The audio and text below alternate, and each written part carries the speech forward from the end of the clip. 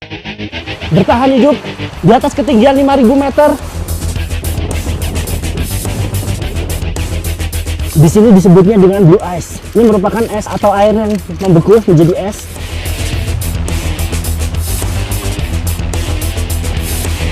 Di sini terjadi patahan es yang cukup besar akibat cahaya matahari yang cukup kuat dan angin.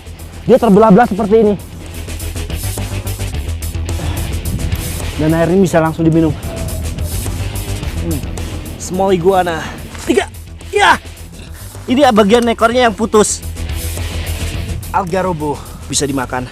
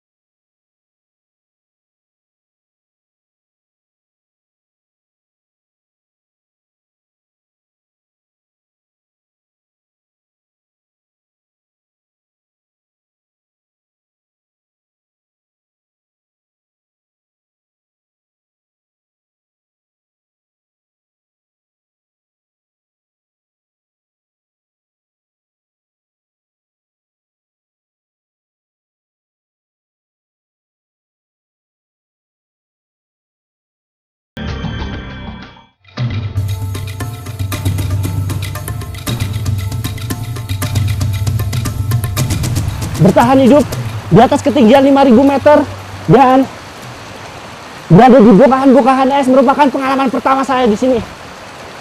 Dan saya akan mencari tahu apa saja yang bisa saya manfaatkan dan yang bisa saya makan di sini. Suhu udara yang ekstrim, kontur tanah yang berselimut salju tebal, dan kondisi tubuh yang terbiasa dengan iklim tropis membuat petualangan di ketinggian lebih dari 6.000 meter di atas permukaan laut menjadi berbeda. Suhu di sini cukup ekstrim. Saya harus selalu bergerak untuk menghindari hipotermia pada bagian tubuh saya. Dan coba perhatikan, itu merupakan sisa glasier atau es yang mencair, dan dia bercampur dengan tanah sehingga berwarna coklat.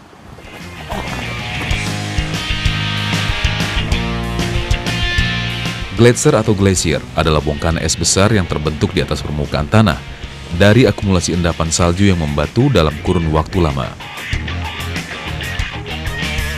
Es abadi menutupi sekitar 10% daratan yang ada di bumi, menutupi daerah kutub dan di sebagian daerah pegunungan tinggi di seluruh benua, kecuali Australia, bahkan juga terdapat di pegunungan tinggi dekat Khatulistiwa.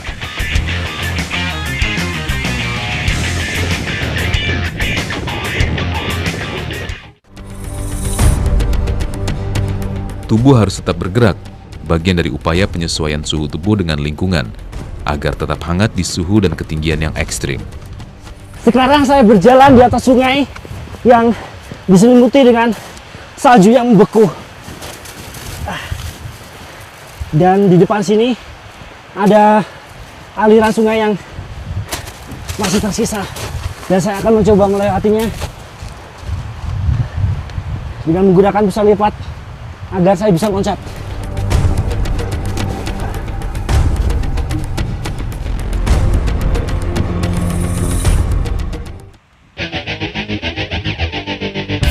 Salju adalah air yang jatuh dari awan seperti hujan yang telah membeku menjadi padat.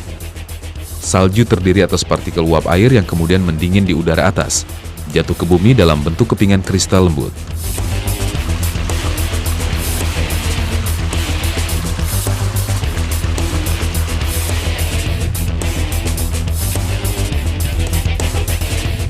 Di sini disebutnya dengan blue ice seperti ini. Ini merupakan es yang atau air yang membeku menjadi es. Dan ini berbeda dengan yang ada di atas sini. Ini merupakan salju. Meskipun pakai sarung tangan, masih tembus cukup dingin. Blue ice atau es biru terjadi ketika salju jatuh di gletser dan menjadi bagian dari gletser itu sendiri karena terbawa angin hingga meluruh ke badan air atau sungai. Selama proses ini, gelembung udara yang terperangkap dalam es terperas keluar, membuat ukuran kristal es meningkat hingga menjadi blue ice.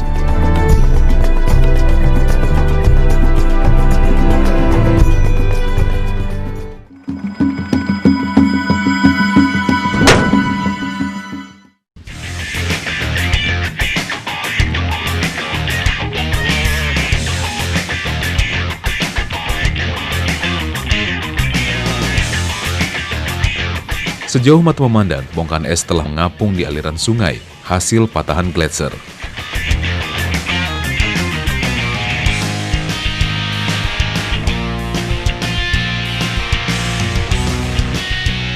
Aliran air di bawah saya ini merupakan aliran air yang bersumber di atas sana.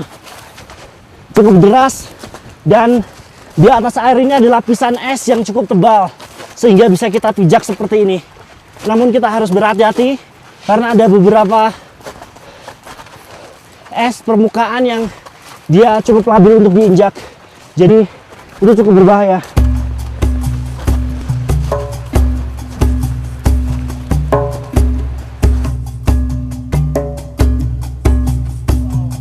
Di sini terjadi patahan es yang cukup besar.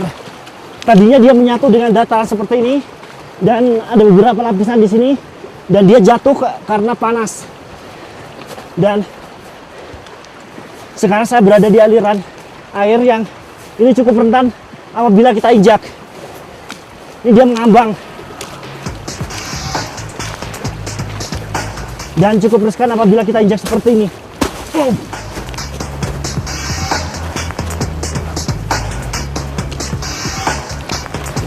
Dan ini akan terjadi pula pada bagian yang sini.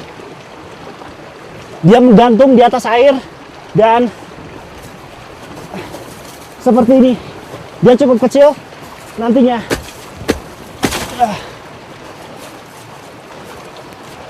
Dan di sini cukup berbahaya. Saya tidak boleh ke atasnya karena saya akan terbawa arus yang cukup dingin.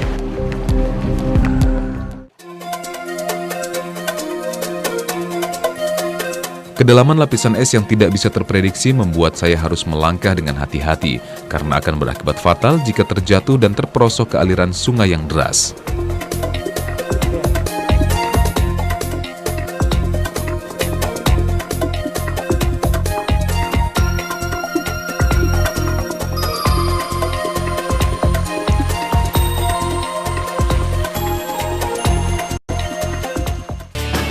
Biasanya di sini salju cukup banyak dan penuh karena akibat cahaya matahari yang cukup kuat dan angin, dia terbelah-belah seperti ini. Dia terbelah-belah, dan ini hanya terjadi di ketinggian yang seperti ini, sekitar 4.000 meter di atas permukaan laut. Dan saya harus cukup berhati-hati karena licin berjalan di atas es seperti ini. Wow. Dan ini luar biasa.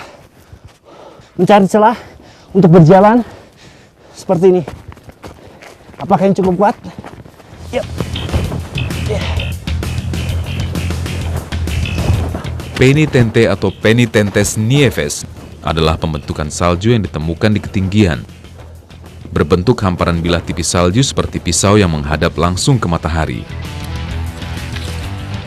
Pinakel salju atau es yang tumbuh berada di daerah Glaciated dan di area yang tertutup salju.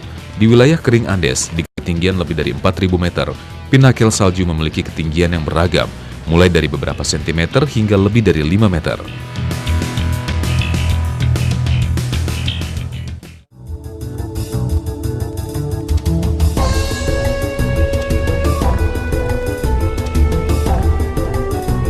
Air memiliki fungsi dominan di ketinggian ekstrim untuk menghindari dehidrasi dan kelelahan akut.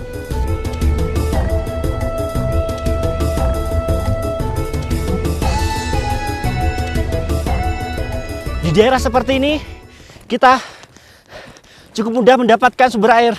Dan yang paling gampang adalah lelehan es seperti ini. Kita sebetulnya bisa memanfaatkan dari salju, namun butuh proses yang cukup lama. Kita harus memanaskan terlebih dahulu dengan cahaya matahari atau dengan alat. Namun dia terbentuk ada beberapa cerukan seperti ini dan seperti danau, dan ini memudahkan saya untuk mengambil air.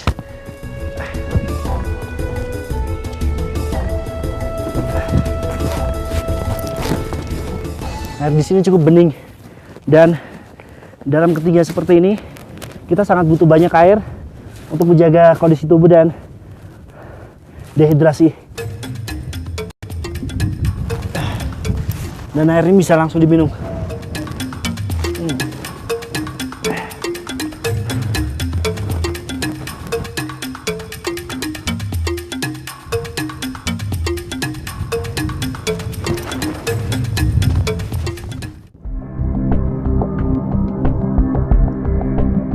Kubangan air ini terlihat seperti danau.